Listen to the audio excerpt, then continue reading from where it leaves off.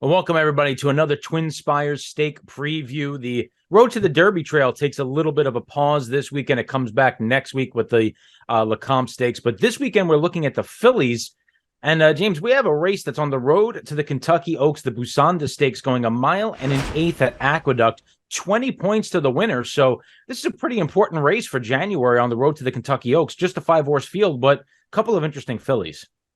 Yeah, I think so. I think I think four of the five, appear to have some quality to them and some upside. So it's a short but I thought decent field and another mile and an eighth. Only in New York because they don't run the mile and the 16th distance. So you get these mile and an eighth races for 3-year-old fillies in January.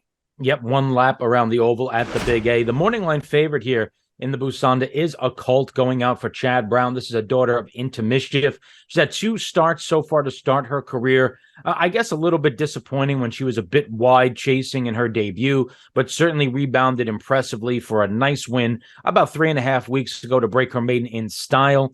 Manny Franco was aboard that day. Kind of interesting to see Dylan Davis here getting on board this one, and Manny Franco is going elsewhere. This is the morning line favorite, maybe a bit of a connection thing here coming off the maiden win. They figure she's going to take a lot of play.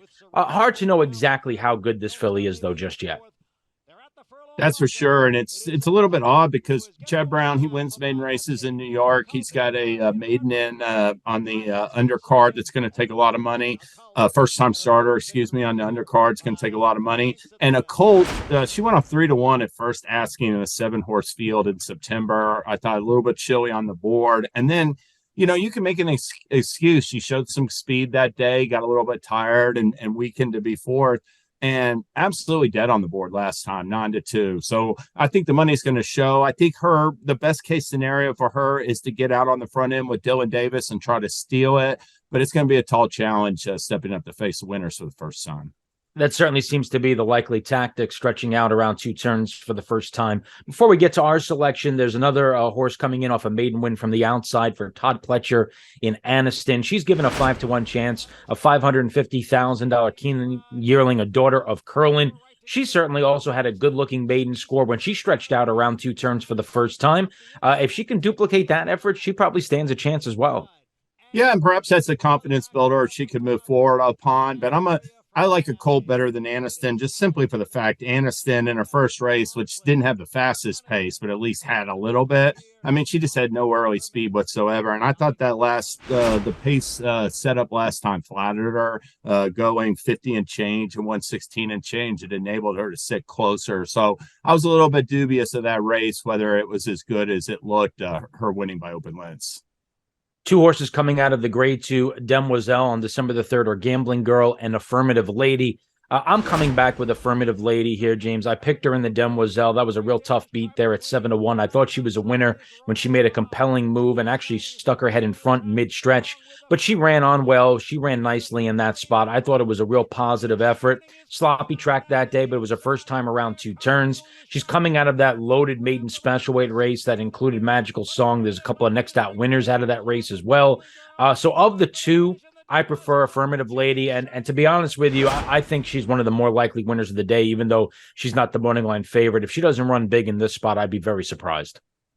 I agree, and I thought that her first 2 races, at Keeneland and going a sprint, she didn't run that poorly. I mean, especially on that Breeders' Cup Friday undercard, running fourth that day at 7 furlongs, which just went real wide, was too far back early. Took a huge step forward, stretching to 2 turns last time.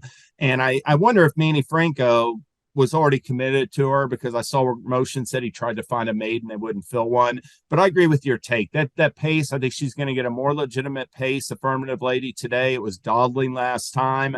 And she really just had a wide trip. But what I also liked about her, Darin, was there for a second at around the 16th pole, maybe just inside of it, it looked like Julia Shining might run right by her on the far outside. I loved how the Affirmative Lady dug in, and she fought her all the way to the wire, just got beat in the neck. And I think she's got a lot of upside, like you're talking about, for Grand Motion.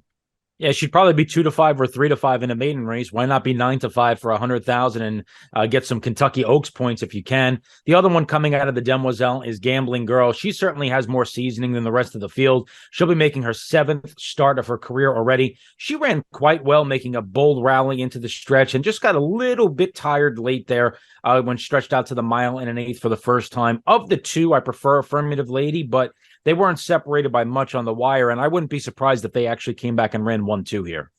I agree. I thought that was a good. I think just Julia Shining has a lot of. She's a really promising 3-year-old filly for Pletcher, and I thought both the runner-up and the third place finishers, Affirmative Lady and Gambling Girl, were the 2 horses to beat in the Busanda. We're on the road to the Kentucky Oaks. It's the Busanda Stakes race 8 at Aqueduct on Saturday. 20 points to the winner. It's the first 20-point race of the year. So certainly we are gearing up and getting ready for the run to the Kentucky Oaks the first Friday in May. For James Scully, this is Darin Zoccali. Thanks so much for joining us. Be sure to come back all season long on the road to both the Oaks and the Derby for more TwinSpires handicapping previews.